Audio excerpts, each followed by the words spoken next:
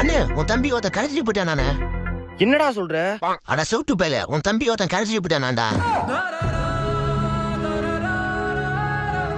தம்பி என்னடா ஆச்சு?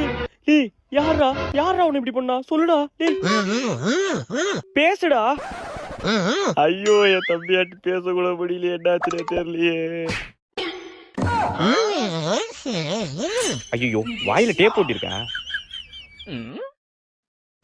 இப்ப சொல்றா தம்பி, யாரா உன்னை இப்படி பண்ணா? தோ அந்த கிழவன் தான். கேளட்டு பயல, நான் யாருன்னு தெரியுமாடா உனக்கு? உனக்கு வார்னிங் தரேன், 3 என்றதுக்குள்ள ஓடிடு. 1 2 3